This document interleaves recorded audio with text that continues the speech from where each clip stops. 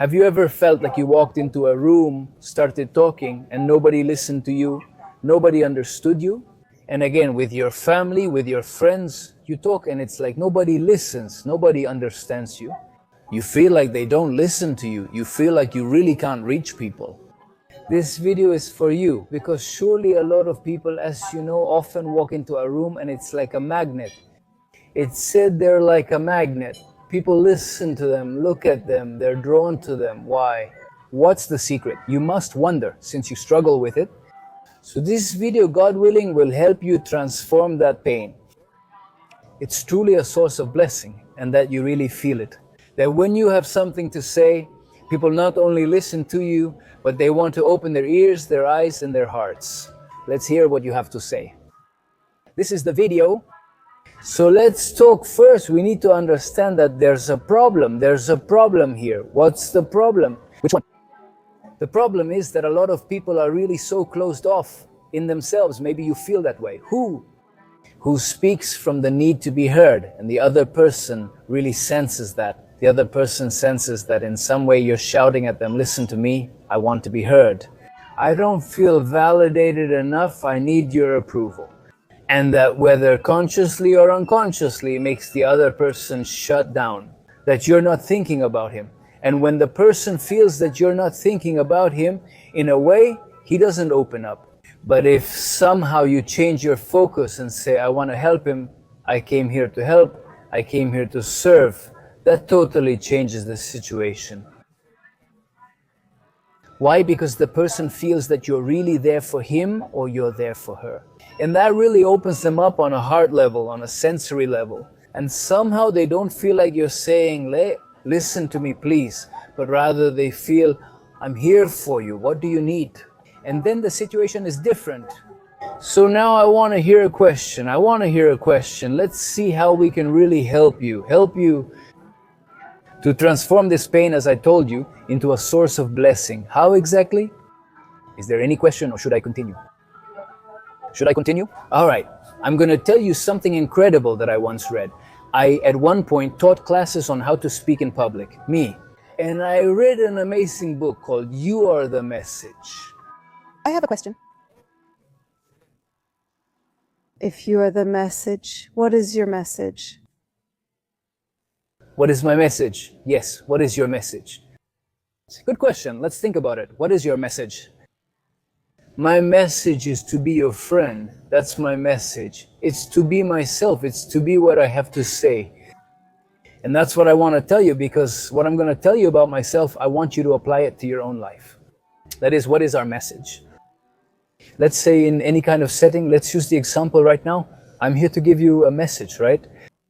I can read you an interesting book. And you can read that book in audiobooks, in books on the internet, or you can listen to a generic talk. But what I'm here to tell you is what I have to say to you. That's my message. It's what I, Zeb, have to say to you. It's not a theoretical talk about something, but rather seeing where I am in this message and what I have to say to you. Therefore, I'm going to try to answer this question with the content of the video. Basically, what I studied is like this. When you need to speak, whether in class, a classroom, or with friends or family, you can speak from the outside part of yourself. That is, from what you know or feel that you know about the topic, that you handle the topic. And that's not you. But that message is, you are you. Thank you. Suspense. You are the message. What is it? You are the message, your qualities and what you know, and your being, that is the message. That's what people want to hear. They don't want to hear copying and pasting from a book or from an interesting talk you heard. Isn't it about applying that to your life and using it to help others? And that's the point I mentioned. It's about changing your focus. It's, I want to be heard, I want to feel important. Am I the main focus? You are the focus. That is, the person in front of me is the focus. And I'm here to give and to solve a problem for someone, to relieve someone's pain. So when the focus shifts, it's not about what they'll say or think about me. You think in a big audience, all eyes are on you, on you, on you. How do your enemies look? Let's look at his outfit, what he says and how he says it. Is he eloquent or not? If you see those eyes as enemies, you'll feel threatened. Shift your focus and say, no, those eyes are not. They're eyes that love me, that expect something from me, that want me to save their lives. They came to listen to me so I could save their lives, help them with what hurts them, eyes full of compassion and love. And I come to give love. I come to help people. That shift in focus, the fear of public speaking, or the fear of what people will say fades away. What remains is the love between you and that audience, or between you and your family, between you and your friends. That's what remains, it's love. So you are the message. Is there another question? Or should I continue? Should I continue? I hope I'm not interrupting you. No, you're more than welcome. We're talking in a certain way about speech, about speaking. I'm going to explain to you what speech is. You have to know that on a spiritual level, it has an impressive power, and also on a simple level. Even someone who isn't spiritual can see that a kind word can truly uplift someone. Encourage him, motivate him, or may God allow us to discourage him and make him feel less weak. Are you excellent, or are you a walking failure?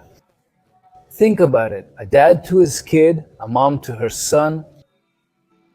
You are excellent, I trust you. There is no one like you in the world. God has given you incredible qualities. I trust you. Even though you made a mistake, this will help you grow. You are amazing and excellent. That's the first scene. Second, how did you do that? You failed. It can't be that God created a creature like you.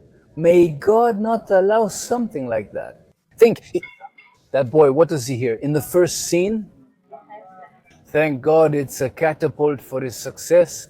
The second scene, may God allow us. He's making that boy look like a poor little thing. So basically, everyone knows the word has great spiritual power.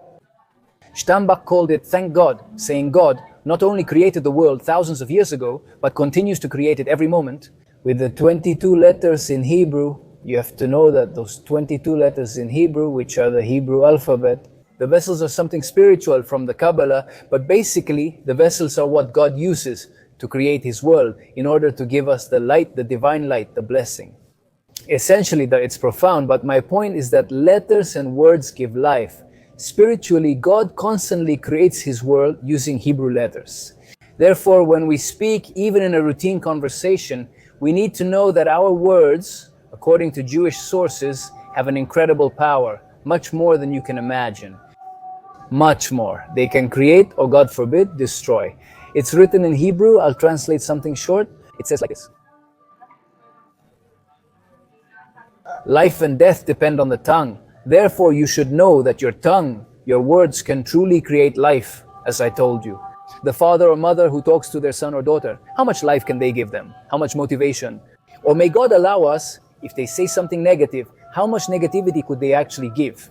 Obviously, one has to teach, to educate. This is right, this is wrong. Obviously, you have to set limits, of course, but always with a lot of love. Thinking that the word and how you say it is also impressive. In fact, I also studied it. When speaking in public, understand the audience picks up on it. If I remember correctly, 93% of what the audience picks up is basically your body language, and 7% is your words. Obviously, the content of what you say is very important, but you have to know how you say it. With the love you put into it, with dedication, with motivation, the willingness to give, to serve.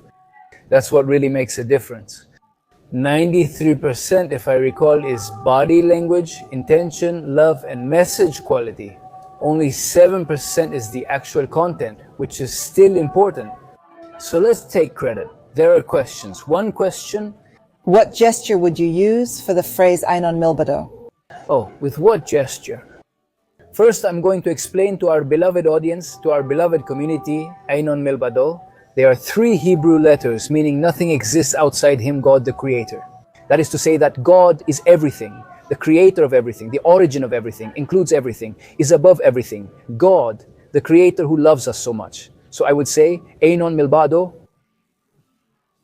There is nothing outside of God. You have to see that God supervises you and loves you every moment.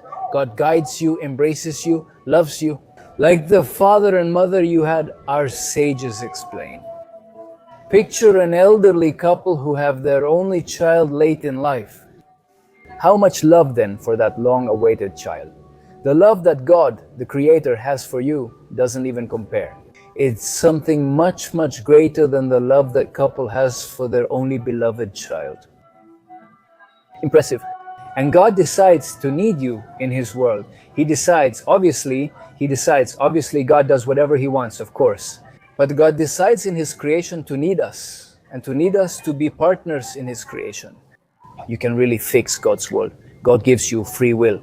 Amazing. And God somehow depends on you in a certain way. He decides to depend on you to fix His world. God created an imperfect world. He created it imperfect from the start, from the very beginning, to be fixed by His humanity.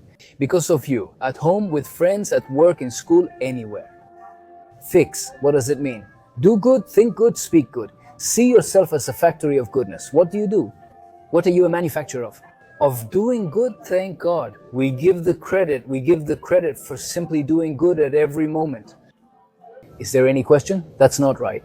So let's wrap up this video on how to charm anyone, obviously without manipulating. Really be a magnet. Why? Because your magnet is giving. It's not about wanting to receive, but about giving. The desire to give, love, and serve.